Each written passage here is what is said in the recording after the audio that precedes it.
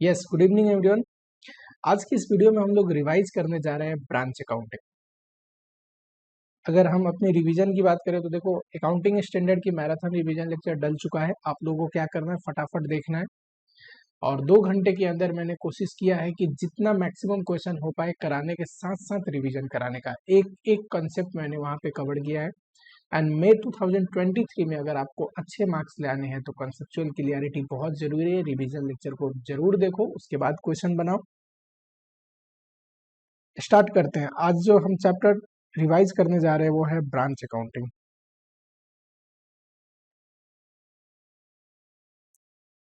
एक चीज आपको ध्यान रखना है, ब्रांच अकाउंटिंग कंपैरेटिवली थोड़ा बड़ा चैप्टर है। ठीक, इसमें कंसेप्ट बहुत है, इसलिए बच्चों को मुश्किल भी लगता है, पर मुश्किल नहीं है, थोड़ा सा बड़ा है और आपको समराइज वे में पढ़ने आना चाहिए, फिर ऑटोमेटिक छोटा लगेगा।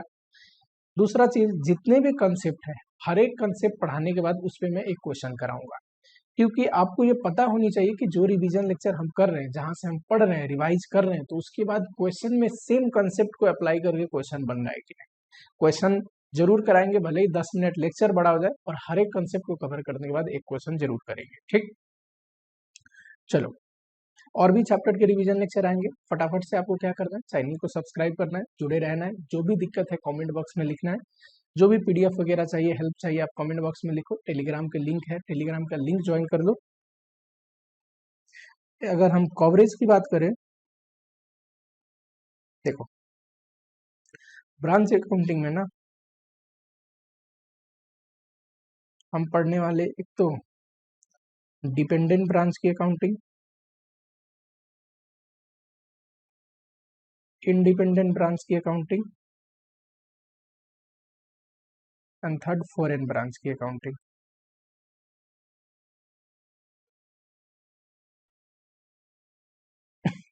डिपेंडेंट ब्रांच में आएगा 4 मेथड।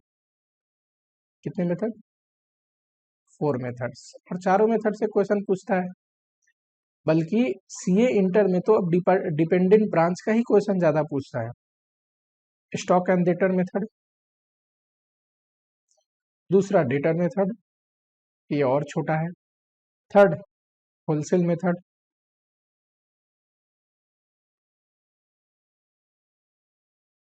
होलसेल मेथड, और चौथा जो है वो है फाइनल अकाउंट मेथड, जिसको ट्रेडिंग मेथड भी बोलते हैं।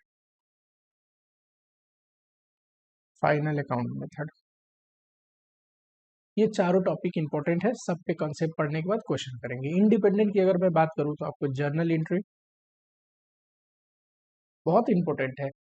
नए सिलेबस में सीए इंटर में कम बार आया है, पर पहले बहुत आया करता था जब आईपीसीसी पुराना सिलेबस हुआ करता था। इंपॉर्टेंट है, और इसके बिना तो इंडिपेंडेंट का कॉन्सेप्ट क्लियर होगा नहीं। Consolidated trading PL and balance sheet, यानी कि ब्रांच और हेड ऑफिस का trading PL and balance sheet. Foreign branch में इंटीग्रल, नॉन इंटीग्रल। ये है आपकी कवरेज जो आपको पढ़ना है। ठीक, थोड़ा सा बेसिक अंडरस्टैंडिंग लेते हैं चैप्टर का, फिर बारी बारी एक एक टॉपिक उठाता हूँ। अगर वीडियो बड़ा होता है तो 2 पार्ट में वीडियो आएगा। चैनल को सब्सक्राइब जरूर कर लेना। वीडियो पसंद आता है तो वीडियो को लाइक कर दिया करो, हमें भी इससे अच्छा लगता है जब आप लोग लाइक करते हो, कमेंट करते हो। चलो, सबसे पहले आते हैं मीनिंग पे। ब्रांच का मतलब क्या होता है? It is extension of business.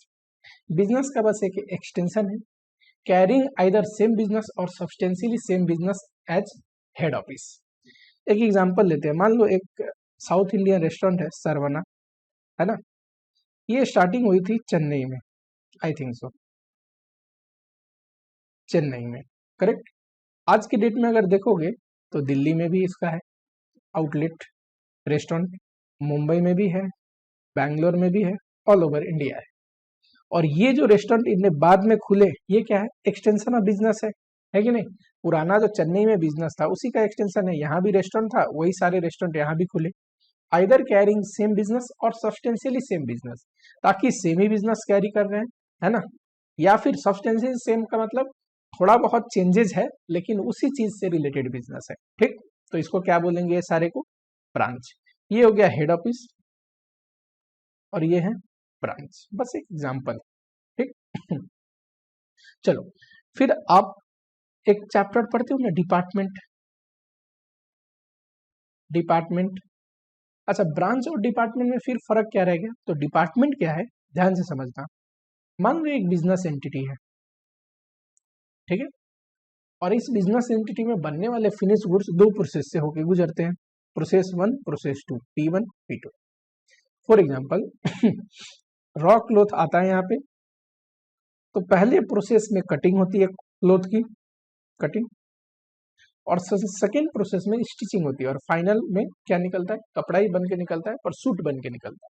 ठीक एक ही बिजनेस एंटिटी के जो दो प्रोसेस है ना, या दो अलग अलग डिपार्टमेंट है ना, इसको बोलते हैं डिपार्टमेंट, जो कॉन्करेंटली परफॉर्म करके एक का जो फिनिश गुड्स है, एक के लिए जो आउटपुट है, दूसरे के लिए इनपुट है, और कॉन्करेंटली परफॉर्म करके फिनिश गुड्स को प्रोड्यूस करते हैं, तो इसको बोलेंगे डिपार्टमेंट। ये कंप्लीटली ब्रांच से अलग है ना।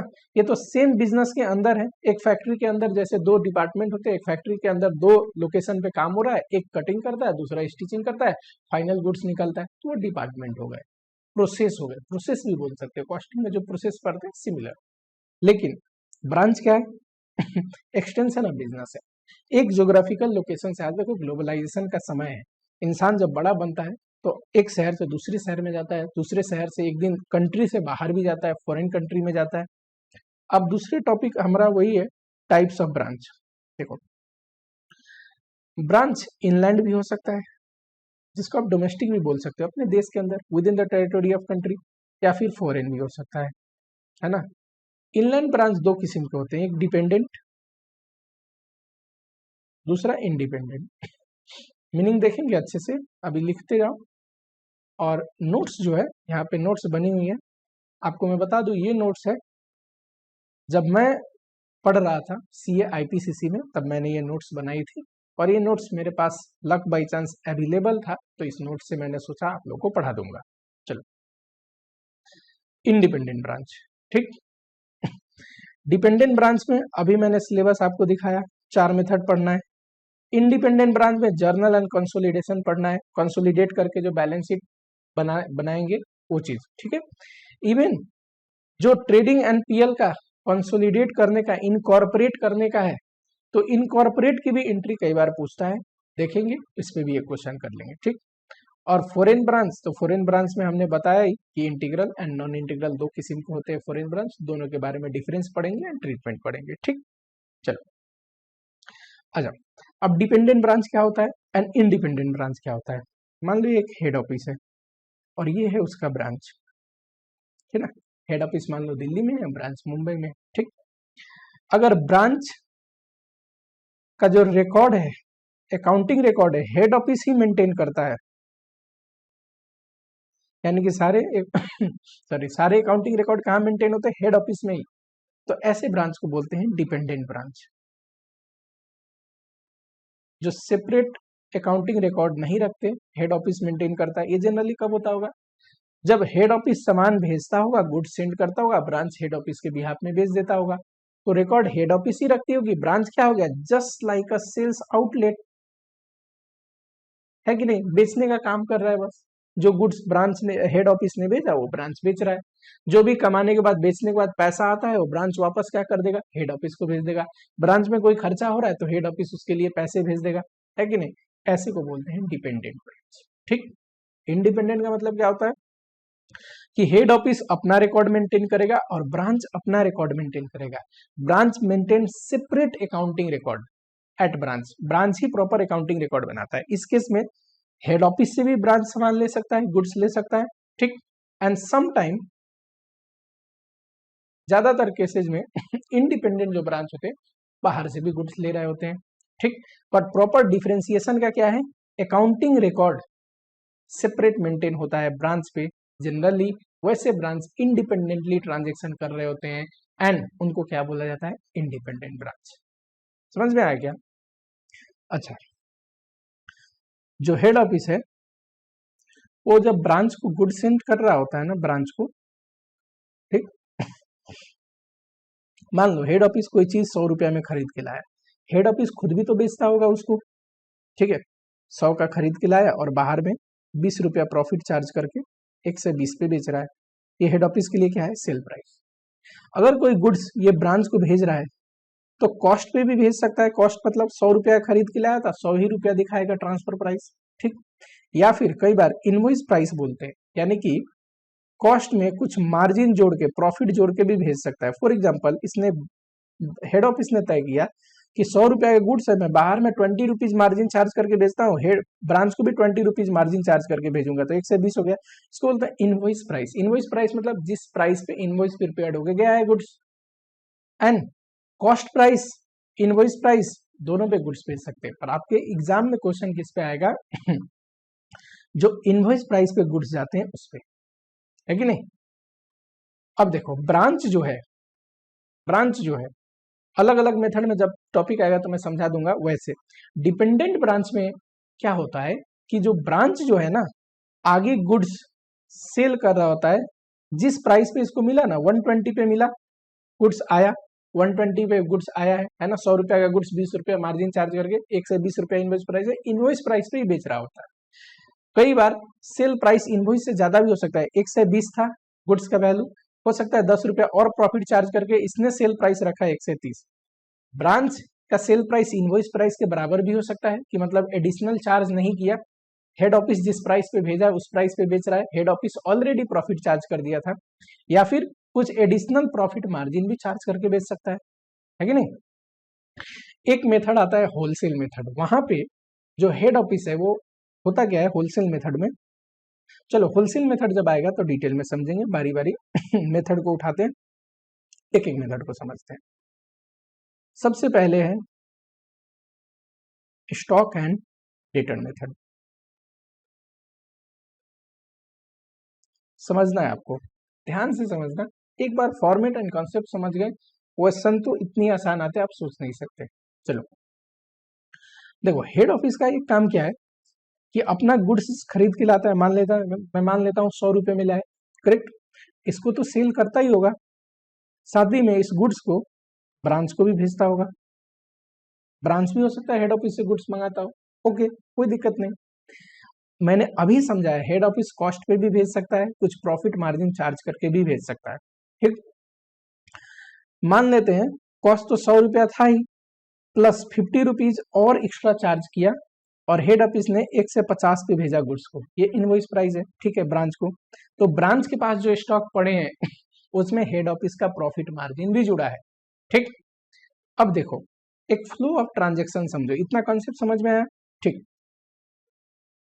आ जाओ जरा स्टॉक एंड रिटर्न मेथड पे, आपको लिखने की जरूरत नहीं, बस नोट्स को समझो, उसके बाद इजीली ये नोट्स मैं आपको डाल दूंगा, आप लोग डाउनलोड कर सकते हैं टेलीग्राम से, ठीक। चलो देखो ये एचओ है, एचओ गुड्स परचेज करके लाया, 100% का मतलब क्या है, कॉस्ट पे दिखाएगा। जो एचओ का स्टॉक है वो तो एचओ के कॉस्ट पे ही दिखेगी, है कि नहीं। एंड जो एचओ का गोडाउन है उसके लिए एक अकाउंट खोलते हैं शॉप स्टॉक। शॉप स्टॉक मतलब स्टॉक अकाउंट है हेड ऑफिस का, ठीक। हेड ऑफिस खुद से भी सेल कर सकता है, वो सेल करेगा, जितना गुड्स सेल होगा वो जनरल ट्रेडिंग अकाउंट में डेबिट होता है कि नहीं। और गुड्स किसको भेज सकता है, ब्रांच को भी भेज सकता है। ब्रांच को भेजा तो एक और अकाउंट खोलते हैं, गुड्स सेंड टू ब्रांच। एक तो 100 रुपये का सामान था तो 100 रुपया तो चार्ज करेगा, हो सकता है लूड यानी कि मार्जिन प्रॉफिट भी चार्ज करे, मैंने 50 रुपीज एग्जाम्पल लिया था, 50 रुपया और चार्ज किया। तो ब्रांच स्टॉक, जो ब्रांच के पास स्टॉक है वो 150 के वैल्यू पे होगा, 100 रुपये का एचओ के लिए था, 50 रुपया चार्ज करके भेजा, ठीक। ब्रांच क्या करेगा, इस गुड्स का सेल करेगा, कैश में भी सेल कर सकता है, आगे क्रेडिट में भी सेल कर सकता है। अच्छा क्रेडिट में सेल किया तो कैश कलेक्शन होगी, फिर कैश आएगा ब्रांच के पास। ये जो कैश आया ब्रांच क्या करेगा, ब्रांच का काम क्या है, जो गुड्स आया हेड ऑफिस से उसको बेचना, जो कलेक्शन हुई वो हेड ऑफिस को भेजना। हो सकता है बीच में हेड ऑफिस कुछ खर्चे के लिए पैसा ही भेज दे, इतना है बस डिपेंडेंट ब्रांच की अकाउंटिंग, ठीक। जो भी कलेक्शन हुआ ब्रांच क्या करेगा, हेड ऑफिस को भेजेगा, ठीक। और हेड ऑफिस क्या करेगा, जो परचेज किया था तो क्रेडिटर वगैरह की पेमेंट कर देगा अपना, ठीक। हम यहाँ पे हेड ऑफिस की बुक में ट्रांजेक्शन नहीं पढ़ रहे, हेड ऑफिस और ब्रांच की अकाउंटिंग पढ़ रहे हैं, स्पेशली पर्टिकुलरली बोलूं तो ब्रांच की अकाउंटिंग पढ़ रहे हैं, ठीक। समझ में आया फ्लो ऑफ ट्रांजेक्शन। अब आओ जरा लेजर देखते हैं। शॉप स्टॉक, शॉप स्टॉक मतलब एचओ के बुक में जो स्टॉक अकाउंट है वो है। अब हेड ऑफिस देखो, ये तो अपने कॉस्ट पे दिखाता है ना, और हेड ऑफिस के कॉस्ट क्या है 100, मैंने 100% परसेंटेज में लिखा है आपको सिंपल अंडरस्टैंडिंग के लिए। ठीक, ओपनिंग स्टॉक डेबिट बैलेंस होता है, स्टॉक हमारे लिए इन्वेंट्री है, एसेट है। ठीक, परचेज किया तो स्टॉक में बढ़ जाएगा। ठीक, खुद बेचा है एचओ, याद करो मैंने ऊपर समझाया था, खुद बेचेगा तो ट्रेडिंग अकाउंट में, जनरल ट्रेडिंग अकाउंट में जाएगा। ठीक है, गुड्स ब्रांच को सेंड किया, स्टॉक कम हो जाएगा, कोई शॉर्टेज वगैरह हुई तो कम हो जाएगा, और ये आ गया आपका क्लोजिंग बैलेंस स्टॉक का। अब आते हैं गुड्स सेंड टू ब्रांच, ये वही नहीं है वैल्यू कि किस वैल्यू पे गुड्स ब्रांच को सेंड हो रहा है। तो एक तो देखो हमने क्या पढ़ा था, 100 रुपीज का गुड्स शॉप स्टॉक से तो जा ही रहा है, प्लस उसमें चार्ज हो रहा है 50 रुपीज प्रॉफिट मार्जिन, है ना। एक बार इसको इरेज करता हूं मैं, ध्यान से सुनो। 100 रुपीज की गुड्स तो जा ही रहा है, प्लस उसमें 50 रुपीज लोड भी चार्ज किया है। यहाँ देखो शॉप स्टॉक से 100 आया, अब ब्रांच एडजस्टमेंट, ये क्या है, जो प्रॉफिट मार्जिन हमने चार्ज किया है ना, वो है ब्रांच एडजस्टमेंट। अभी ब्रांच एडजस्टमेंट का लेजर पढ़ेंगे, डोंट वरी। तो जितना भी प्रॉफिट मार्जिन हमने चार्ज किया ब्रांच एडजस्टमेंट अकाउंट में दिखाएंगे, और ये 150 में गुड्स गया किसके पास, ब्रांच स्टॉक में। ठीक है, ब्रांच के पास। अब ब्रांच स्टॉक आ जाओ, ब्रांच स्टॉक अकाउंट, ये किस वैल्यू पे गुड्स है 150। याद करो 100 रुपीज का एचओ ने खरीदा था, 50 चार्ज करके भेजा 150। अगर मान लो 20 और चार्ज करके भेजता तो 120 पे दिखता। मैंने तो 50 रुपीज हाइपोथेटिकल एग्जांपल 50% मार्जिन लिया है ना। चलो, ओपनिंग बैलेंस कुछ होगा, ब्रांच के पास अपना स्टॉक, इस बार गुड्स आया हेड ऑफिस से, वो जुड़ जाएगा, करेक्ट। ब्रांच कैश में सेल करती है, स्टॉक कम हो जाएगा, ब्रांच कैश लिखोगे, कैश आएगा, कैश में सेल करोगे तो। ब्रांच डेटर लिखोगे किस लिए, क्रेडिट सेल के लिए, क्रेडिट सेल के लिए। ठीक है, अच्छा एक बात बताओ, अगर गुड्स आया तो डेबिट साइड में एंट्री हो रही है, तो कुछ ब्रांच रिटर्न भी तो कर देता होगा हेड ऑफिस को, तो ये रहा क्रेडिट साइड में एंट्री करोगे। ठीक है, गुड्स सेंड टू ब्रांच ही अकाउंट से। डेटर को बेचे, स्टॉक कम हो गया, ब्रांच डेटर हमने लिखा है, हर एक डेटर जो भी ब्रांच के लिए अकाउंट खुलता है ना, चाहे एक्सपेंस अकाउंट हो, डेटर अकाउंट हो, कैश अकाउंट हो, सबके आगे ब्रांच वर्ड लगा देना। ठीक है, चलो, तो हमने यहां से कम किया था, डेटर से रिटर्न आ गया तो स्टॉक बढ़ जाएगा ना, तो यहां लिखोगे ब्रांच डेटर करके। ठीक है, ये क्या है, सेल्स रिटर्न है। चल, अगला है कुछ शॉर्टेज हो गई गुड्स का, तब भी स्टॉक कम हो जाएगा ना, तो शॉर्टेज भी क्या होगा, नॉर्मल हो या अब नॉर्मल हो शॉर्टेज कोई दिक्कत नहीं, स्टॉक से तो हटाओगे हटाओगे। ठीक, थोड़ा सा आप शॉर्टेज के बारे में पढ़ते हैं पहले।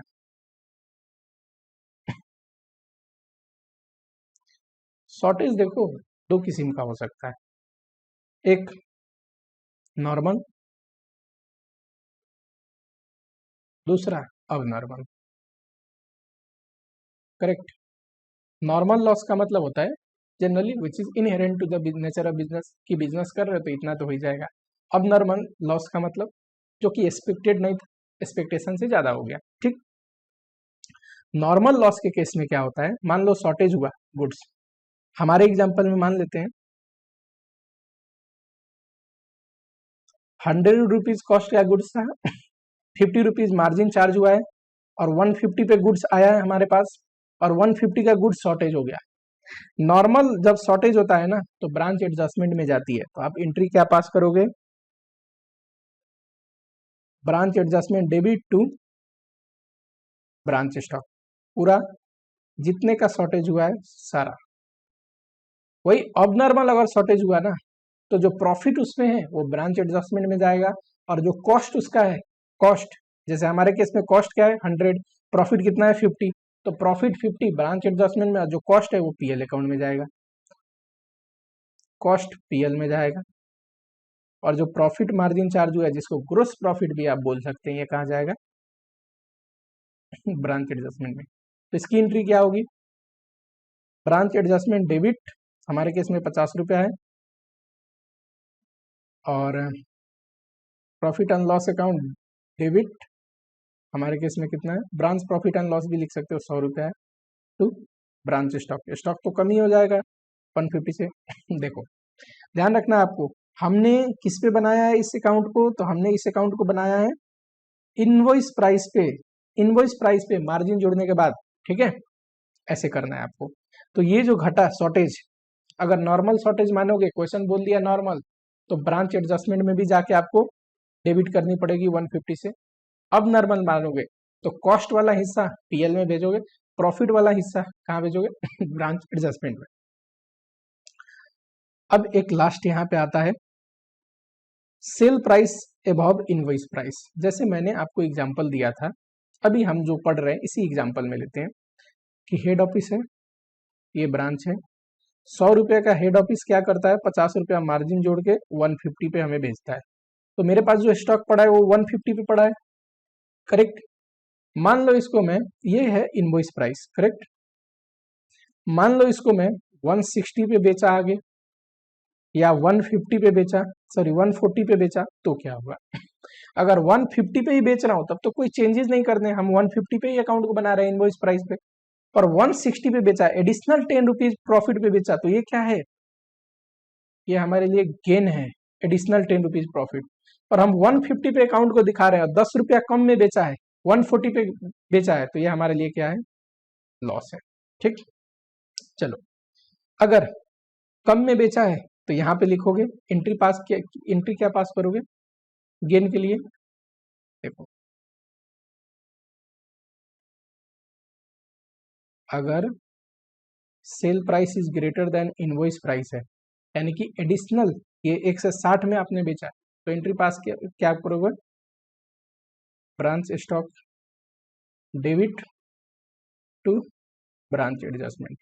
ब्रांच एडजस्टमेंट क्या है, ग्रोस प्रॉफिट का अकाउंट है, ठीक एक रियलाइज ग्रोस प्रॉफिट निकालने का अकाउंट है, ठीक। तो हमारे लिए इनकम है।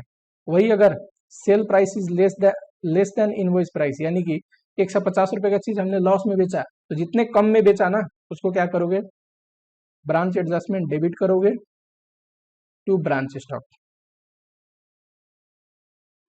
ब्रांच स्टॉक, ठीक है। हमारे केस में अगर 160 होता तो 10-10, और यहाँ पे 140 होता, वैसे मैंने फिगर ही ऐसा लिया कि दोनों में 10 आएगा, 10-10, ठीक है। ये चीज आप ध्यान रखना, अभी क्वेश्चन कराऊंगा क्लियर हो जाएगा। चलो, एक चीज मेरे को पूछना है, अगर कोई बच्चे को ये समझ में आ रहा है तो जरा कमेंट बॉक्स में लिखना। ये तो समझ में आ रहा है, गेन था तो इनकम अकाउंट को हमने क्रेडिट किया, ब्रांच स्टॉक को क्यों डेबिट किया, बताओ फटाफट से, ब्रांच स्टॉक को क्यों डेबिट किया, चलो आप कमेंट बॉक्स में जरूर लिखना, फिलहाल मैं आपको यहाँ पे समझाता हूँ। वैसे जब भी हम सेल करते हैं तो 150 पे अगर इनवॉइस प्राइस करे तो 150 गया होगा यहाँ से, करेक्ट, यानी कि कॉस्ट प्लस जो इनवॉइस प्राइस है उसमें घटेगा, है कि नहीं, कॉस्ट प्लस मार्कअप जोड़ने के बाद जो वैल्यू आई होगी उसमें वो सेल प्राइस दिख रहा होगा। मान लो हमने एक्स्ट्रा पे बेचा, यानी कि 160 पे बेचा, अब देखो हमें बनाना इनवॉइस प्राइस पे 150 पे, पर यहाँ पे एंट्री हो गई 160 का, तो 10 रुपीज यहाँ पे डालोगे, ब्रांच स्टॉक से घटाओगे, तभी तो जाके 150 नेट में इम्पैक्ट करेगा। सिमिलरली अगर आपने कम पे बेचा, 130 पे बेचा, तो सेल्स पे तो 130 इम्पैक्ट पड़ा होगा, पर आपको इनवॉइस प्राइस पे बताना है, इन्वेंट्री तो चली गई और इन्वेंट्री को इनवॉइस प्राइस पे हटाना है, तो 20 रुपया आपको अलग से यहाँ डालनी पड़ेगी ना, लॉस करके, ठीक है, और ऑटोमेटिकली ये जाके ब्रांच एडजस्टमेंट में भी दिखेगा। चलो, तो ये मैंने लॉस का भी पढ़ा दिया आपको, नॉर्मल अब normal and sale above and below invoice price भी पढ़ा दिया। चलो, ब्रांच डेटर अकाउंट कैसे बनाओगे, बड़ा सिंपल है, ओपनिंग डेटर इस बार जो क्रेडिट सेल किया जोड़ दूंगा, ठीक है, तो टोटल इतने हो गए, कुछ रिटर्न कर दिया डेटर ने तो डेटर घटानी पड़ेगी, कलेक्शन हो गई, डेटर ने पेमेंट कर दिया घटानी पड़ेगी। अगर बैड डेप्ट या डिस्काउंट हो गया, जैसे डिस्काउंट हमने दे दिया, बैड डेप्ट हो गया, डेटर घटेगा, यहाँ पे क्लोजिंग डेटर होगा। मान लो डेटर से कई बार बोलता है चेक डिसऑनर हो गया, तो देखो अगर डेटर पेमेंट करता है तो हम उसको घटा देते कि पेमेंट आ गई, पर वही चेक डिसऑनर हो जाए तो पेमेंट तो हुई नहीं, तो हमें डेटर को बढ़ानी पड़ेगी वापस से, तो टू बैंक करके यहाँ पे एंट्री डालोगे, क्या, चेक अगर डिसऑनर्ड होता है तो, ठीक है, याद रहेगा। ब्रांच कैश अकाउंट बताओ, बड़ा सिंपल है, ओपनिंग कैश कुछ होगा, इस बार हमने कैश में सेल किया, ये कैश सेल है, याद करो यहाँ पे हमने कैश सेल की एंट्री डाली थी, स्टॉक से गया था, क्रेडिट सेल करेंगे तो डेटर से कलेक्शन आएगी, वो भी जुड़ जाएगा। मान लो हेड ऑफिस ने कुछ भेजा, वो भी हमारे पास कैश आएगा, साथ ही में हमने कुछ एक्सपेंस कर दिया, कैश कम हो जाएगा। मैंने क्या बताया था आपको, हेड ऑफिस ब्रांच को भेजता है, एंड जो भी सेल करता है ब्रांच, तो सेल करके कलेक्शन जो भी आती है एट द एंड ब्रांच को क्या करना है, हेड ऑफिस को ही तो भेजना है। तो अगर जो ब्रांच ने हेड ऑफिस को भेजा तो कैश कम होगा और लास्ट में कुछ क्लोजिंग बैलेंस बचेगा कैश का। अब आते हैं ब्रांच एडजस्टमेंट अकाउंट। ये क्या है, रियलाइज प्रॉफिट का अकाउंट है। और कौन सा प्रॉफिट, प्रिसाइजली बोलूं तो ग्रोस प्रॉफिट। ठीक, तो कैसे निकलता है ग्रोस प्रॉफिट, बताना जरा। जितने भी स्टॉक बिके उसमें जो मार्जिन था वो निकाल लो, हो गया ग्रोस प्रॉफिट। साथ ही में ग्रोस प्रॉफिट निकालने के लिए सारे डायरेक्ट एक्सपेंस घटाने पड़ेंगे, जो ट्रेडिंग में लॉसेज डलती हैं, जो ब्रांच एडजस्टमेंट में लॉसेज डलनी चाहिए वो डालने पड़ेंगे। ठीक, ओपनिंग स्टॉक एक बार इस बार बिका होगा कि नहीं, जो पहले से पड़ा हुआ था ब्रांच के पास वो इस बार बिका होगा, तो क्या क्या करेंगे, ओपनिंग स्टॉक रिजर्व जो रियलाइज्ड हो गया, ओपनिंग स्टॉक रिजर्व क्रेडिट करनी पड़ेगी। गुड्स जो आया हेड ऑफिस से ब्रांच के पास, इसका रिजर्व निकालोगे। यहाँ पे 50 क्यों लिखा है मैंने, 100 का चीज 1 से 50 में आया था, 50 जुड़ के, तो हमारे लिए प्रॉफिट मार्जिन उसमें सिर्फ 50 जुड़ा है ना। ठीक, अभी करोगे सारा समझ में आ जाएगा, मैं क्वेश्चन कराऊंगा, डोंट वरी।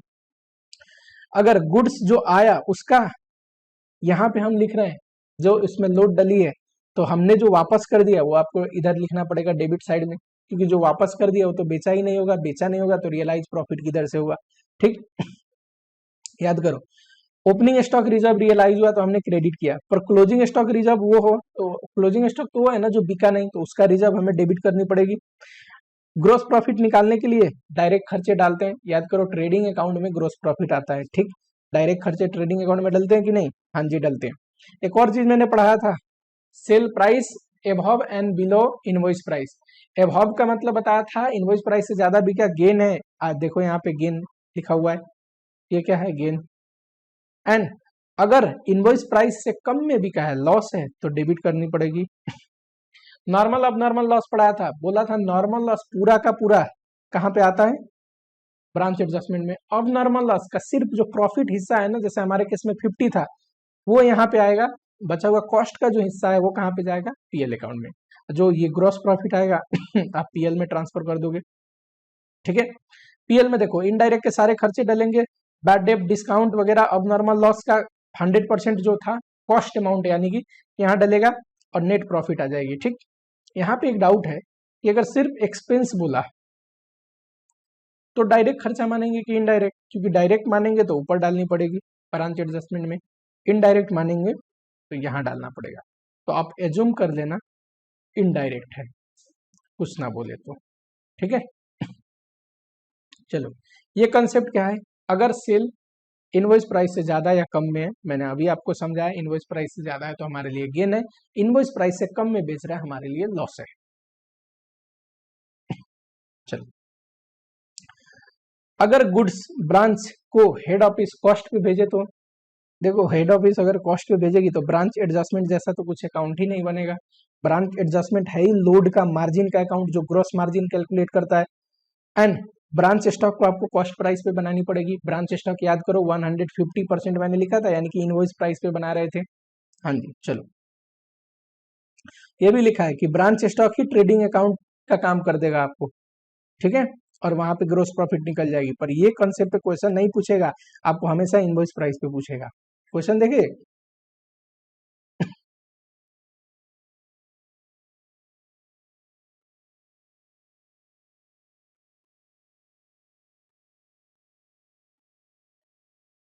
चलो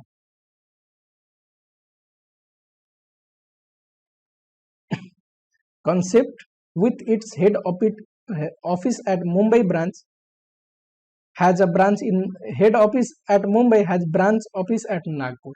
ठीक है, एक हेड ऑफिस है जो मुंबई में है और ब्रांच कहाँ पे है, तो ब्रांच नागपुर में। Goods are invoice to branch at cost plus 33.33%। Head office अगर 100 रुपये में खरीद के लेके आता है तो उसमें प्रॉफिट चार्ज कर देता है 33.33%, यानी कि 100 मैंने एक एग्जाम्पल लिया है। ठीक, और कितने पे भेजता है तो 133.33। ठीक है, ये है इनवॉइस प्राइस जो मैंने अभी तक आपको सिखाया।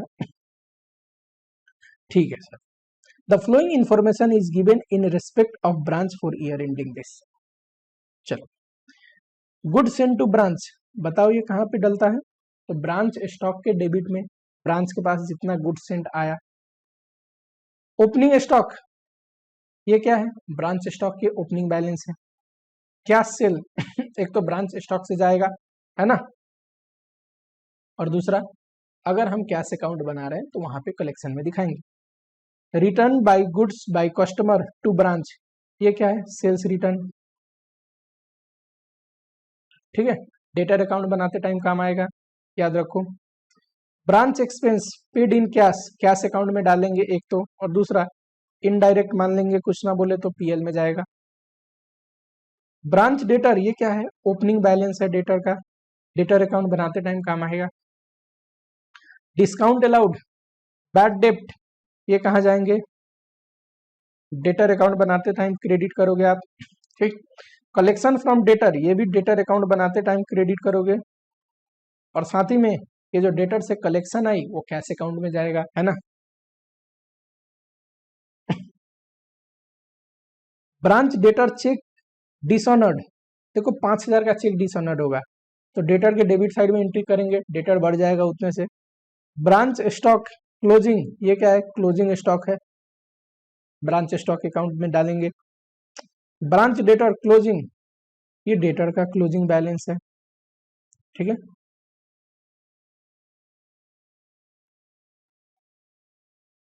क्लोजिंग बैलेंस है, ठीक। पूछा गया है स्टॉक अकाउंट बनाइए डेटर अकाउंट बनाइए, ब्रांच एडजस्टमेंट अकाउंट बनाइए। Also compute shortage of stock if any, देखो अगर स्टॉक अकाउंट में सारा चीज डाल दिया उसके बावजूद मैच नहीं कर रहा तो बचा हुआ क्या है?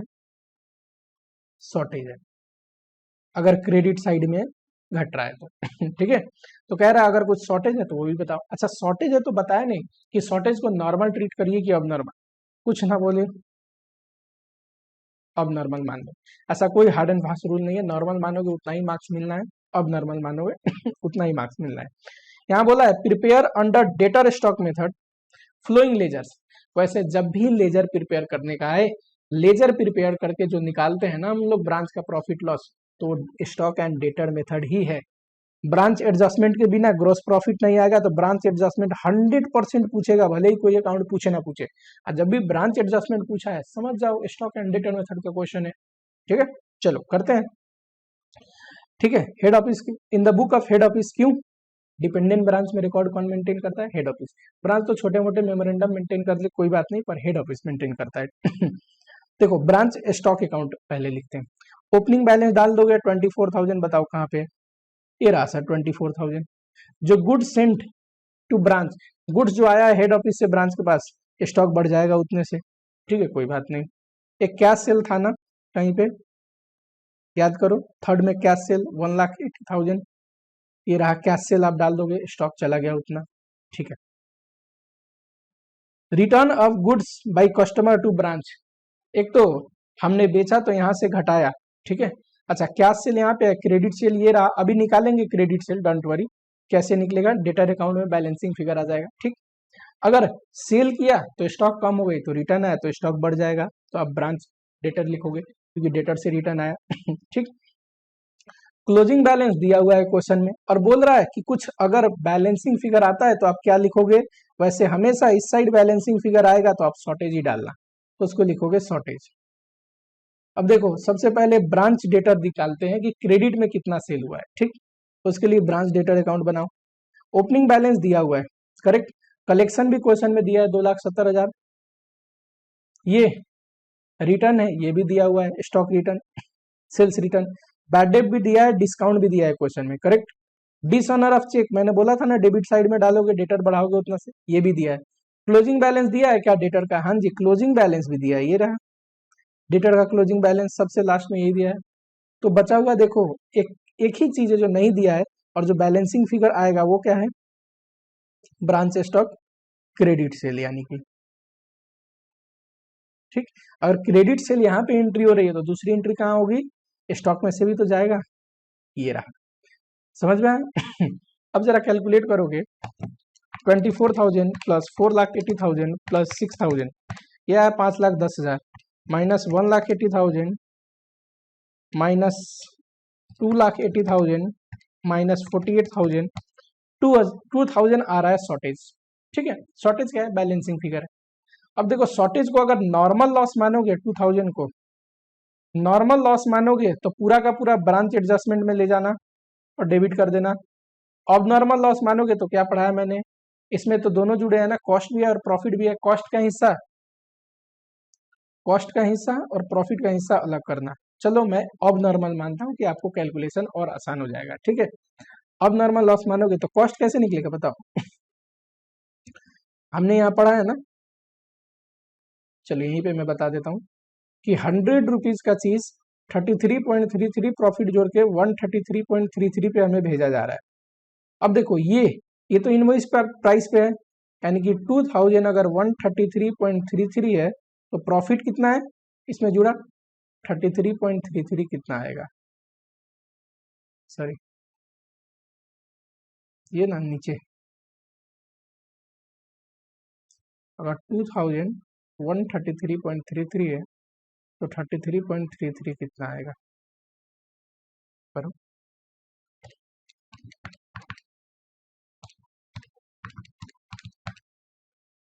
ये आ गया 500। तो कॉस्ट कितना आएगा? 1500 है। इसको भी निकाल सकते हो, इंटू बस 100 से करना है क्योंकि 100 वाला हिस्सा क्या है? कॉस्ट का है। ठीक, ये कहाँ भेजोगे? तो ये भेजोगे पीएल अकाउंट में, और ये कहाँ भेजोगे? 500, ये भेजोगे ब्रांच एडजस्टमेंट में। ठीक है, चलो जरा देखिए ब्रांच एडजस्टमेंट, ये रहा। ब्रांच एडजस्टमेंट में मैंने क्या पढ़ा था? ओपनिंग स्टॉक में जो रिजर्व है वो आपको क्रेडिट करना है। ओपनिंग स्टॉक कितना है अपने पास बताना जरा? 24,000। ओपनिंग स्टॉक का रिजर्व कैसे निकलेगा? तो सर 24,000 है, ये इनवॉइस प्राइस पे खड़ा है यानी कि 133.33। तो प्रॉफिट मार्जिन कितना था? 33.33। कितना आएगा बताओ?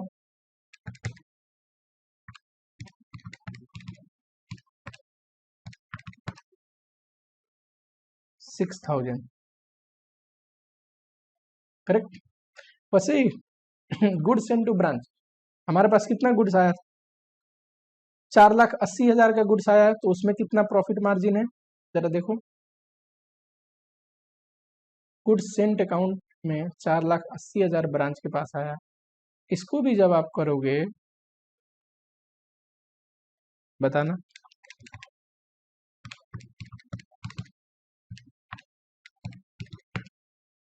तो ये आ रहा है 1,20,000। ठीक, इधर हमने क्या पढ़ा था? एक तो क्लोजिंग स्टॉक रिजर्व, ये क्या है? Closing stock reserve. ठीक, आप इजिली निकाल सकते हैं। क्लोजिंग स्टॉक कितना है? 48,000 है। इसका जब रिजर्व निकालोगे,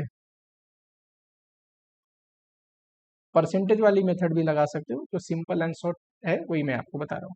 12,000 आएगा। सिंपली देखो 24,000 में स्टॉक रिजर्व 6,000 है, तो 48,000 में 12,000, 12,000 आएगा। ये बताओ ये क्या है? हमने पढ़ा था ना, अब नॉर्मल लॉस का जो प्रॉफिट वाला हिस्सा है वो ब्रांच एडजस्टमेंट में दिखाएंगे। ये आ गया ग्रोस प्रॉफिट।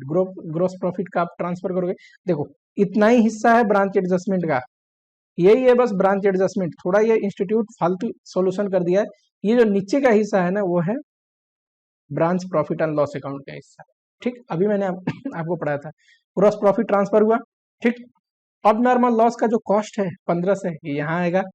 ब्रांच का जो भी खर्चा है वो मैंने बोला था इनडायरेक्ट एज्यूम कर सकते हैं आप, डायरेक्ट भी कर सकते हैं, पर हर एक सॉल्यूशन में इनडायरेक्ट एज्यूम किया है, अनलेस अदरवाइज प्रोवाइडेड। जब तक डायरेक्ट ना बोले अब भी इनडायरेक्ट करना, बचा हुआ ये नेट प्रॉफिट है। ठीक, एजम्पशन में क्या लिखोगे बताओ जरा? शॉर्टेज का एजम्पशन तो आपको देना पड़ेगा, तो ये एजम्पशन जरूर आप देना।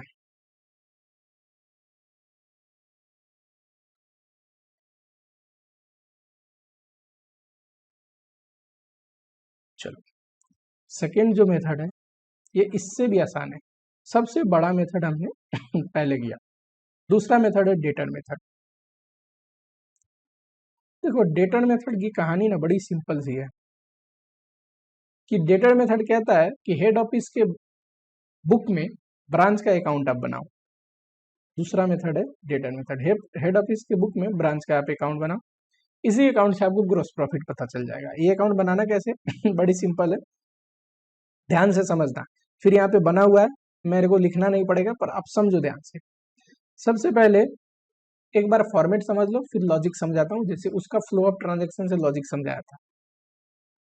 जितना भी एसेट का ओपनिंग बैलेंस होगा ना, ओपनिंग बैलेंस को बैलेंस बीडी करके आप लिखते हो, है ना, यहाँ पे लिखोगे।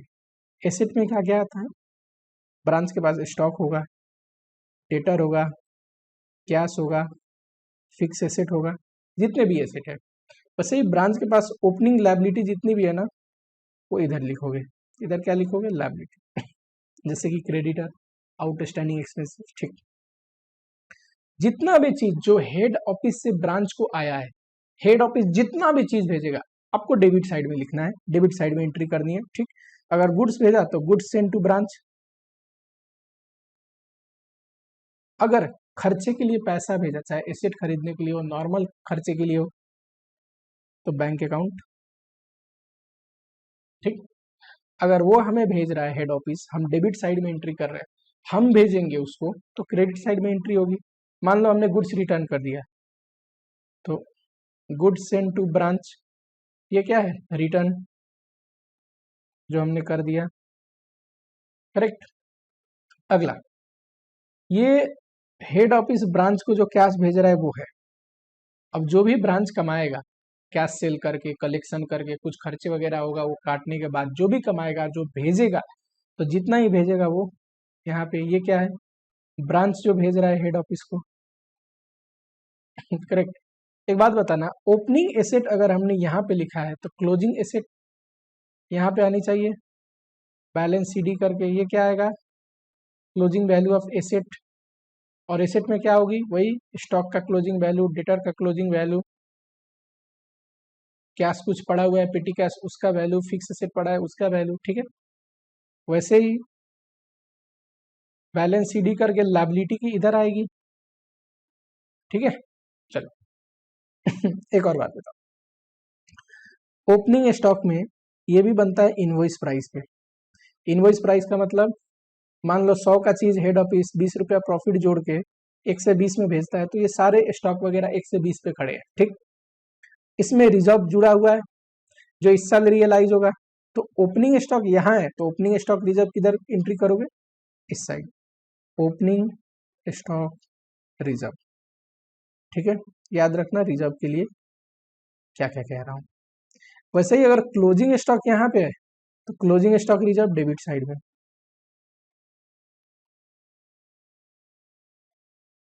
Closing stock reserve, correct. एक और बात बताओ, गुड सेंड किया, इसमें भी तो रिजर्व होगा। अगर गुड सेंड टू ब्रांच ये अमाउंट है, तो इसका रिजर्व इधर, बाय इसी अकाउंट से गुड सेंड टू ब्रांच, ये क्या है, जो मार्कअप है उसका, ठीक है। चलो, वैसे ही जो हमने रिटर्न कर दिया वो क्रेडिट साइड में एंट्री है, तो इसमें जो रिजर्व जुड़ा होगा वो हमें लॉजिकली डेबिट साइड में करनी चाहिए, इस साइड। आप लिखोगे similarly to good send to branch, ठीक है। ओपनिंग स्टॉक का रिजर्व जस्ट उसके रिवर्स साइड में, क्लोजिंग स्टॉक का रिजर्व जस्ट उसके रिवर्स साइड में, गुड सेंड आया तो रिजर्व, उसका रिजर्व उल्टा, ठीक। और वैसे ही जो हमने रिटर्न कर दिया उसका रिजर्व इधर आप लिखो। एक बात याद रखो, ये अलग अलग ना करके गुड सेंड और रिटर्न जो हो गया, जो हमारे पास आया जिसमें से हमने रिटर्न कर दिया, उसको नेट ऑफ करके उसका भी सीधा स्टॉक रिजर्व निकाल के आप यहाँ पे लिख दोगे, फिर ये करने की जरूरत नहीं पड़ेगी, ठीक है। अंत में जो बचा ना, वही है नेट प्रॉफिट, ठीक है। ये जो बैलेंसिंग फिगर बचा, यही है नेट प्रॉफिट। अच्छा, अब समझते हैं किस लॉजिक पे ये फॉर्मेट है, क्योंकि लॉजिक समझना जरूरी है। याद करो, हेड ऑफिस के लिए ब्रांच क्या है, हेड ऑफिस के लिए ब्रांच एक इन्वेस्टमेंट की टाइप का है ना। ब्रांच एक इन्वेस्टमेंट के रूप में देख सकते हो आप। जब भी हम कहीं पे इन्वेस्टमेंट करते हैं, तो वहां से हम अपनी कैपिटल या प्रॉफिट कैसे डिटरमाइन कर सकते हैं।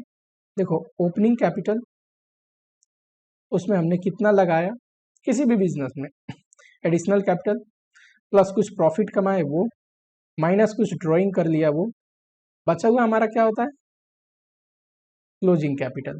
करेक्ट। इसी इक्वेशन को मैं ऐसे लिख सकता हूँ, opening capital plus additional capital introduce plus profit is equal to closing capital plus drawing. Correct है ना। देखना इस फॉर्मेट में वही हो रखा है। ये एसेट्स में से, ओपनिंग एसेट में से लायबिलिटी घटा दोगे तो बचता क्या है, एक बैलेंस शीट में एसेट में से लायबिलिटी घटा देंगे कैपिटल, तो ओपनिंग कैपिटल आ गया ये डेबिट साइड में। और एडिशनल कैपिटल, जितना भी हेड ऑफिस ब्रांच को भेज रहा है, चाहे गुड्स हो या फिर कैश हो, एक कैपिटल इंट्रोड्यूस की तरह, एडिशनल कैपिटल की तरह हो गया। प्रॉफिट, ये रहा प्रॉफिट, ठीक है।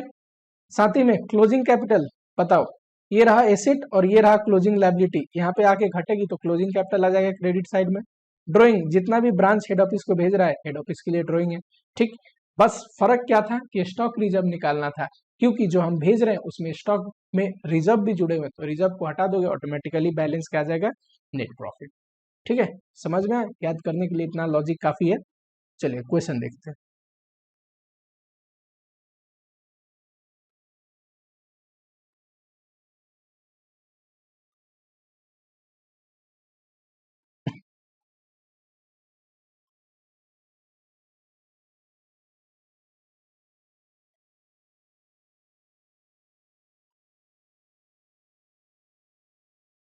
Wide spread invoice to its branch cost plus 20%, यानी कि हेड ऑफिस क्या करता है ब्रांच को, वाइड स्प्रेड 100 रुपए का गुड्स 20 रुपया प्रॉफिट जोड़ के 120 पे भेजता है, तो इनवॉइस प्राइस क्या हो गया 120।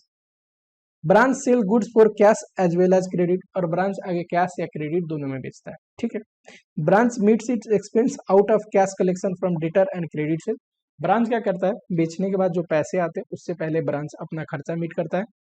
बैलेंस रेमिटेंस कर देता है हेड ऑफिस को आफ्टर विदड्रॉइंग विथ होल्डिंग 10,000, और जो बच गया उसमें 10,000 अपने पास रखता है as a petty cash balance. कई बार रखना पड़ता है छोटा मोटा रकम, कि छोटा मोटा खर्चा हो, पूरा अगर भेज देंगे तो कैसे होगा, बार बार थोड़ी ना छोटे मोटे खर्चे के लिए हेड ऑफिस से पैसा मंगाएंगे, बचा हुआ पैसा भेज देता है। 31 मार्च 2012 को कुछ ऐसा दिख रहा है। चलो, कैश इन हैंड है, ट्रेड है, डेटर, स्टॉक है एंड फर्नीचर है। बताओ ये क्या है। अगर हमारा क्वेश्चन 31 मार्च 2013 में साल का एंड है, तो 31 मार्च 2012 यानी कि 1 अप्रैल 2012 की ये बैलेंस है, एंड ये है ओपनिंग एसेट की बैलेंस, जो मैंने बोला था डेबिट साइड में सबसे पहले ओपनिंग एसेट लिखोगे, ठीक है। During the year invoice price of good dispatch was this much. अच्छा चलो, ये 000 में है, यानी कि 3 जीरो आप इग्नोर कर सकते हैं फॉर्मेट में डालने के बाद, तो हम सारे चीज 30 इग्नोर करके ही लिखते हैं, ठीक है। 1,32,00,000 हो जाएगा 13,200, इतने का गुड्स आया। 30 में इग्नोर करता हूं, आप फॉर्मेट लिखते टाइम 30 ऊपर डाल लेना, ठीक। और जो गुड्स आए, अच्छा जो गुड्स आया वो डेबिट साइड में दिखाएंगे, याद है, जो जो आता है डेबिट साइड में डालते हैं। उसमें 72 को हमने भेज दिया, ये क्रेडिट साइड में दिखाएंगे, और इन दोनों का जो नेट होगा उसका रिजर्व भी हम निकाल के क्रेडिट साइड में दिखाएंगे, या फिर दोनों का इंडिविजुअल रिजर्व भी निकाल सकते हो। 13,200 का क्रेडिट में दिखाना, डेबिट में अगर ये है तो ये क्रेडिट में एंट्री हो रखी तो इसका रिजर्व डेबिट में दिखाना है। कैश सेल ये किस काम आएगा सर, कैश सेल और कलेक्शन फ्रॉम डेटर जोड़ने के बाद, सारे खर्चे घटाने के बाद, 10,000 रखने के बाद हमें भेजना भी तो है, ठीक। क्रेडिट सेल डेटर अकाउंट बनाते टाइम काम आ जाएगा, ठीक। कलेक्शन फ्रॉम डेटर ये दिया हुआ है, डेटर से कलेक्शन कितनी हुई, डिस्काउंट अलाउड डेटर अकाउंट में डालेंगे। रिटर्न बाय डेटर, ठीक है, ये क्या है, सेल्स रिटर्न, ये भी डेटर अकाउंट में जाएगा, डेटर अकाउंट में जाएगा। बैड डेप्ट ये भी डेटर अकाउंट में जाएगा। एक्सपेंस कैश अकाउंट बनाते टाइम काम आएगा, कि कितना कलेक्शन हुआ, कितना खर्चा हुआ, बचा हुआ 10,000 रखने के बाद भेज देंगे, ठीक है। 1 जनवरी 2013 को ब्रांच एक फर्नीचर परचेज किया 1 लाख का, और पेमेंट हेड ऑफिस किया, हेड ऑफिस ने पेमेंट किया, तो डेबिट साइड में जो भी हेड ऑफिस से आता है डेबिट साइड में डालनी पड़ती है, तो 1 लाख रुपया डेबिट साइड में आप डालोगे, ठीक। और साथ ही में क्लोजिंग बैलेंस जब एसेट का निकालोगे तो फर्नीचर का डेप्रिसिएशन चार्ज करने के बाद क्लोजिंग बैलेंस आएगा। याद रखना, ओरिजिनल फर्नीचर पूरे साल यूज हुआ है, पर ये जो साल में एक 1 जनवरी को बाई हुआ है, तो इस पे सिर्फ 3 महीने का डेप्रिसिएशन लगेगा, जनवरी फरवरी मार्च, है ना, ठीक।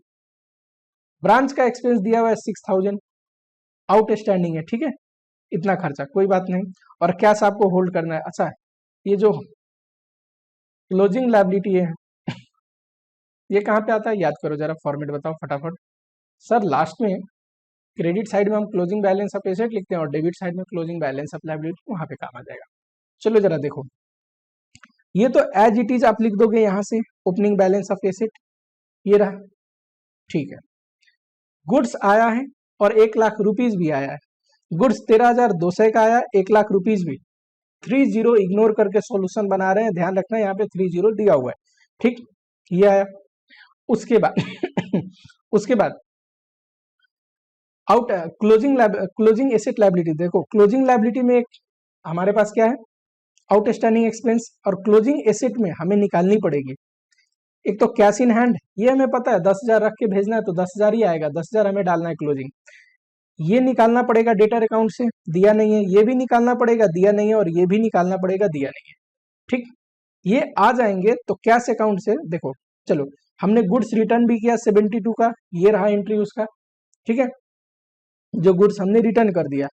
उसके बाद ये क्या है, जो ब्रांच एचओ को कैश भेजा है ना, कलेक्शन करने के बाद, खर्चे वर्चे घटाने के बाद, वो है, ये तो कैश अकाउंट बनाने के बाद ही आएगा, ठीक।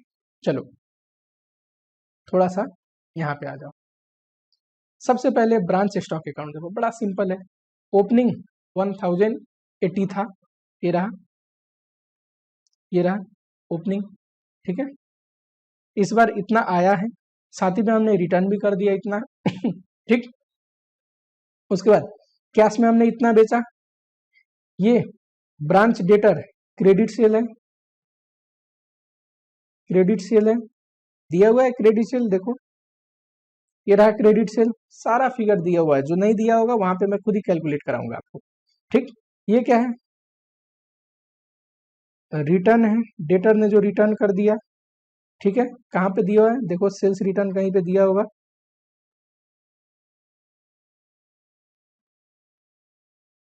ये रहा रिटर्न बाय कस्टमर, ठीक है, कोई दिक्कत नहीं है, यहाँ तक कोई दिक्कत नहीं, और क्लोजिंग बैलेंस स्टॉक का आ गया, ठीक।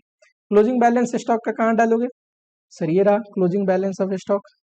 अब डेटर का अकाउंट बनाते हैं जरा आप, डेटर अकाउंट बनाओगे, ओपनिंग डेटर है, क्रेडिट सेल डाल दोगे, ठीक है, कलेक्शन डाल दोगे, डिस्काउंट डालोगे, ये रिटर्न भी दिया हुआ है ये भी डालोगे, ये बैड डेप्ट ये भी दिया हुआ है ये भी डालोगे, और इजिली क्या निकल जाएगा, क्लोजिंग बैलेंस ऑफ डेटर, ठीक है।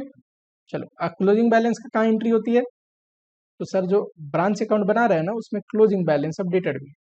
फर्नीचर का देखो, वैसे इतना ओपनिंग फर्नीचर था और इस बार हमने इतना ऐड किया, ओपनिंग पे देखो 16% के रेट से डेप्शन लगेगा, ठीक है, तो 80 लग गया, तो ये घटने के बाद आएगा 4 से 20, ये 16% के रेट से डेप्शन लगेगा तो 16 आएगा, लेकिन सिर्फ 3 महीने का, तो ये कितना आएगा 4 घटने के बाद ये आया 96 तो ये दोनों जोड़ने के बाद क्लोजिंग बैलेंस आएगा 5 से 16, अकाउंट बना के भी आप कर सकते हैं,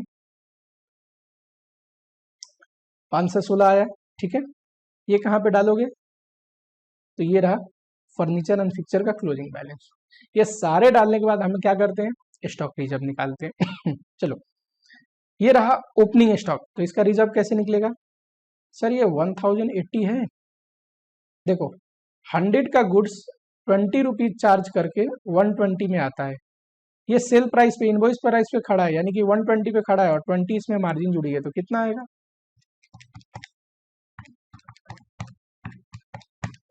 180, ये रहा। वैसे ही क्लोजिंग स्टॉक यहाँ पे है 14 से 70, तो रिवर्स साइड में इसकी एंट्री करोगे क्लोजिंग स्टॉक रिजर्व, कितना आएगा क्लोजिंग स्टॉक रिजर्व बताना जरा, 14 से 70 है इंटू 20 डिवाइड बाई 120,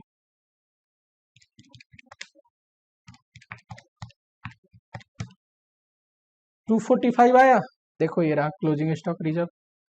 हमको जो गुड्स आया एचओ से वो है 13,200 और हमने रिटर्न कर दिया 72, एक तो है अलग अलग स्टॉक रिजर्व निकालो, ये एक तरीका है। नेट में कितना आया घटा दो, 13,200 में से 72 जाएगा तो ये आएगा 13,128 और इसका जो रिजर्व है वो निकाल के क्रेडिट साइड में एंट्री कर दो। 2188 क्या क्रेडिट साइड में एंट्री है? हाँ जी, 2188 से एंट्री है। बचा हुआ मैंने क्या बोला था? Balancing figure, profit and loss में जाएगा नेट प्रॉफिट। ठीक है, सिंपल सा है, फॉर्मेट याद रखना है। जो भी आया डेबिट साइड में, जो भी भेजा क्रेडिट साइड में, ओपनिंग ऐसे डेबिट साइड में तो ओपनिंग लायबिलिटी क्रेडिट साइड में, क्लोजिंग जस्ट उसके रिवर्स। सारे स्टॉक में से स्टॉक रिजर्व निकाल दो, ओपनिंग स्टॉक में से, क्लोजिंग स्टॉक में से, और जो गुड्स आए हैं उसमें से भी, जो गुड्स गए हैं उसमें से भी निकालने हैं तो नेट ऑफ करके एक ही बार निकाल के क्रेडिट साइड में रख सकते हो। बचा हुआ क्या आएगा? Net profit. थर्ड मेथड देखें। थर्ड जो मेथड है, कितना मेथड मैंने बताया था आपको? मैंने बताया था 4 मेथड, जिसमें से ये मैंने पढ़ा दिया, ये भी पढ़ा दिया। थर्ड मेथड है होलसेल। चलो थोड़ा सा बेसिक समझो पहले, यहीं पे आ जाते हैं होलसेल मेथड पे।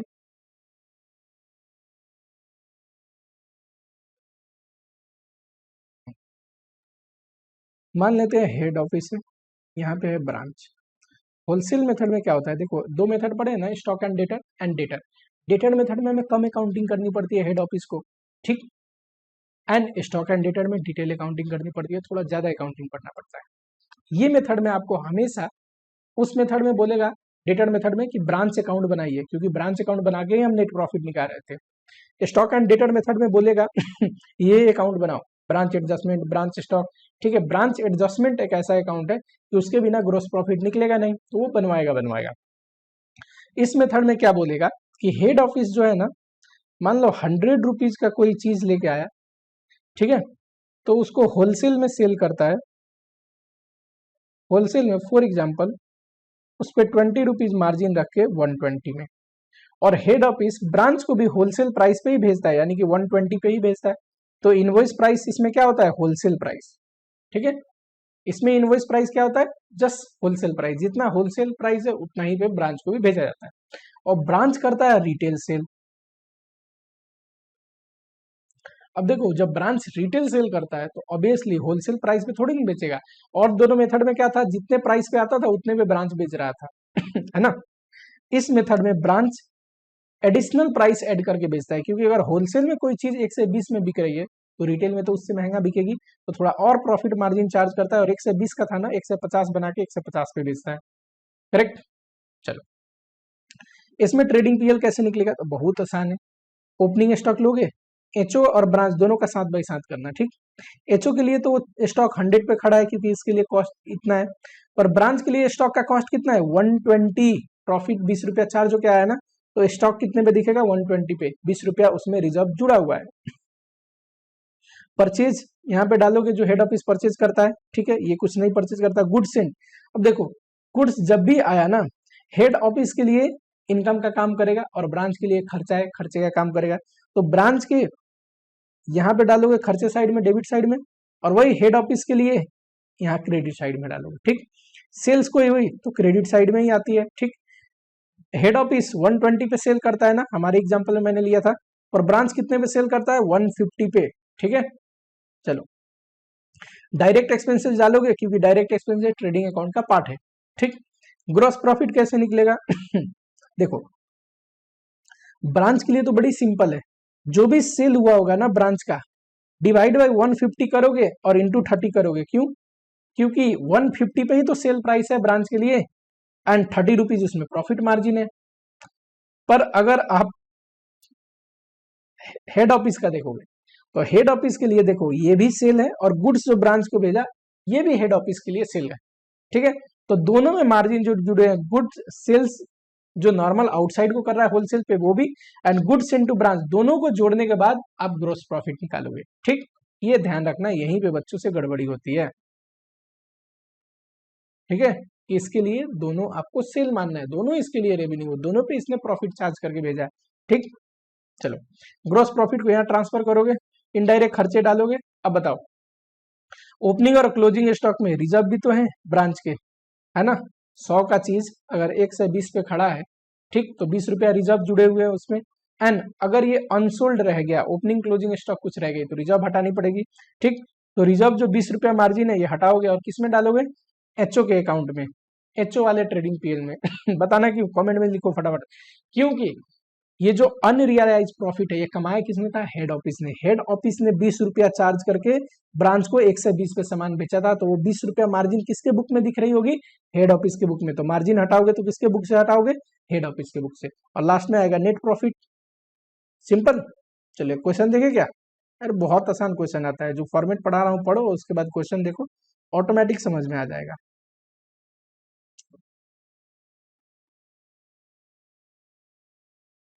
फटाफट से आ जाओ। Wholesale wholesale wholesale. बेटा having head office at Mumbai has a branch office Nagpur. ठीक है, हेड ऑफिस होलसेल ट्रेड करता है, ध्यान रहेगा, होलसेल ट्रेड करता है, इंडिकेशन है कॉस्ट प्लस 80 में, यानी कि जो हेड ऑफिस है ना वो 100 में गुड्स को ले आता है, उसमें प्लस 80 रुपीज जोड़ के होलसेल में कितना बेचता है? होलसेल में 180 पे। करेक्ट। तो ब्रांच को भी अभी कहानी में यही ट्विस्ट आएगा कि ब्रांच को भी कितने भेजता होगा? 80 रुपीज जोड़ने के बाद कॉस्ट पे अपने 180 पे। ठीक है, ब्रांच के लिए कॉस्ट क्या है? 180। अब ब्रांच आगे कितने में सेल करती है ये देखते हैं। Branch in Nagpur wholly engage in retail sale. ठीक है, and goods are sold cost to HO plus 100%। Cost to HO कितना है? 100, उसमें 100 और जोड़ दोगे तो 200 पे, यानी कि 100 का चीज हेड ऑफिस 180 में बेचता है और उसी चीज को 180 में लेने के बाद ब्रांच 200 में बेचता है, 20 रुपया और मार्जिन जोड़ने के बाद। ठीक है, चलो एक सिर्फ हाइपोथेटिकल एग्जांपल है, जब भी आप 100 को बेस मान के एग्जांपल फॉर्मेट कर लेते हो ना तो गलती होने के चांसेस ना बराबर है एग्जामिनेशन में। चलो ओपनिंग स्टॉक दिया है ठीक है, हेड ऑफिस का, ये तो कॉस्ट पे ही खड़ा होगा, है ना, हेड ऑफिस का। ब्रांच का कुछ है नहीं, नहीं तो स्टॉक रिजर्व भी होता। परचेज, ठीक है कोई बात नहीं। गुड सेंड, हेड ऑफिस के लिए क्या है? इनकम है, इसके लिए क्या है? डेबिट साइड में एक्सपेंस है, आया है, खर्चा है। सेल्स दोनों के इनकम साइड में ट्रेडिंग अकाउंट में डालोगे। ऑफिस सैलरी एंड ये तो पीएल के खर्चे है ना, तो ट्रेडिंग में नहीं आएंगे, पीएल में आएंगे। बताओ ट्रेडिंग पीएल बना के बताओ।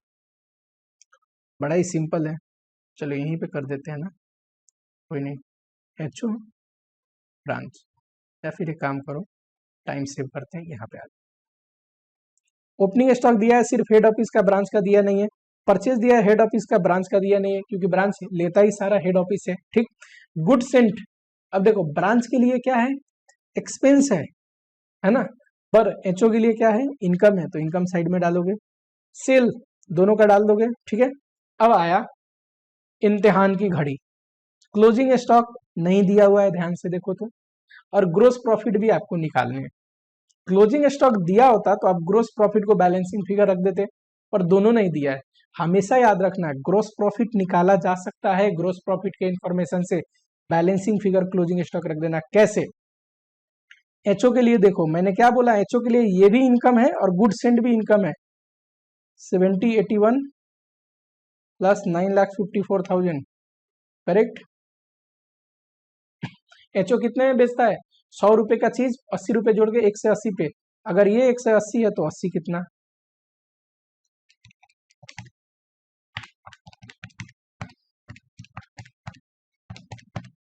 16,60,000। वैसे ही ब्रांच का बताओ, ब्रांच के लिए इनकम क्या है? 9,50,000। ब्रांच कितना प्रॉफिट चार्ज करता है? 180 में लेता है तो 20 रुपया जोड़ के 200 पे। अगर ये 200 पे है तो 20 रुपया कितना?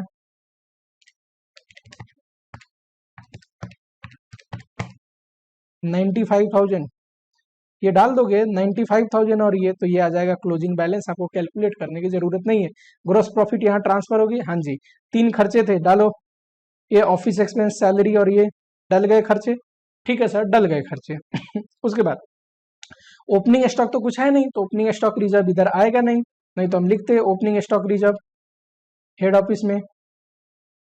लेकिन क्लोजिंग स्टॉक है, ये रहा 99,000। तो ब्रांच के क्लोजिंग स्टॉक में प्रॉफिट मार्जिन जुड़ा है हेड ऑफिस का, जो कि आपको हटाने हैं 99,000। बताओ इधर एग्जाम्पल पे आओ। 180 पे हमारा गुड्स आता है ना, अगर ये 180 है तो 80 कितना? क्योंकि 80 रुपीज तो मार्जिन चार्ज होती है।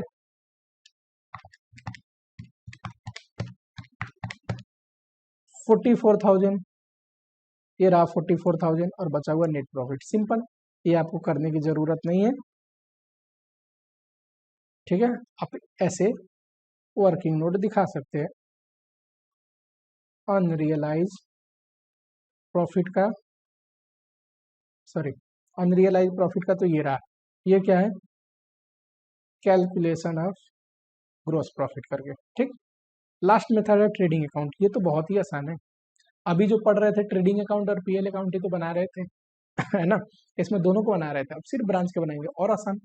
चलो ट्रेडिंग अकाउंट में देखो जरा फटाफट, ये तो बहुत आसान है, अभी जितना पढ़े होलसेल का कॉन्सेप्ट उसी में बन जाएगा ये।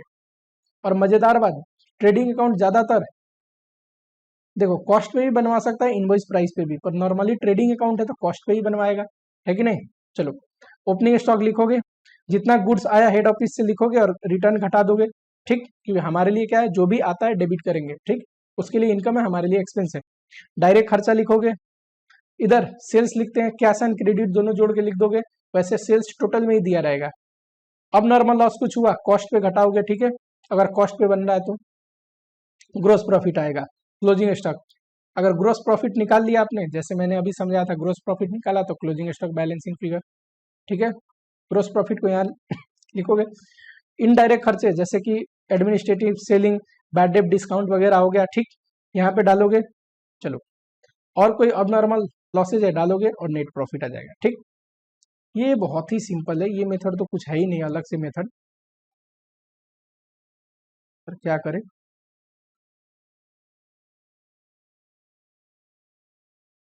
अब हाँ, following information of Jammu branch of west Delhi, आया हुआ क्वेश्चन एग्जामिनेशन में, ध्यान से पढ़ना। ठीक है, जितने भी क्वेश्चन कराए सारे आए हुए क्वेश्चन है, कुछ थोड़ा ज्यादा पुराने क्वेश्चन है, कुछ समय हो गया आए हुए, कुछ रिसेंट में आए पर आए हुए हैं। Goods and invoice to branch as cost plus this much, यानी कि हेड ऑफिस ब्रांच को कितने में बेचता है, 100 रुपये का चीज हो तो 20 रुपया जोड़ के 120 पे, तो ब्रांच के लिए 120 कॉस्ट है। Sale price is cost plus 50%। अब ब्रांच कितने में बेचता है, ब्रांच का सेल प्राइस की बात कर रहा है, कॉस्ट प्लस 50%। अब कॉस्ट क्या मानेंगे ये, देखो जब भी क्वेश्चन देता है ना, तो यहाँ पे बोला नहीं, इससे पहले क्वेश्चन में बोला था कॉस्ट टू एचओ, कुछ ना बोले, जब तक क्लियरली ना बोले ब्रांच का कॉस्ट, तो 120 नहीं मानना, क्या मानना, 100 रुपया कॉस्ट टू एचओ। एचओ का कॉस्ट कितना है, 100, उस पर प्रॉफिट जोड़ दोगे तो कितना होगा, 150, 50% मार्जिन, तो यानी कि ब्रांच 150 पे बेचता है, यानी कि ब्रांच 120 का चीज 150 पे बेच रहा है, 30 रुपीज ये भी मार्जिन जोड़ रहा है कि नहीं। चलो ओपनिंग स्टॉक दिया हुआ है, ठीक है, इनवॉइस प्राइस पे, यानी कि 120 वाले वैल्यू पे दिया हुआ है। ठीक है, 120% पे। Good sent during the year debit करोगे, सेल्स क्रेडिट करोगे, एक्सपेंस दिया हुआ है। ठीक है, कोई बात नहीं। पूछा है प्रॉफिट अर्न निकालिए और ब्रांच स्टॉक रिजर्व निकालिए in respect to unrealised profit. बहुत बढ़िया,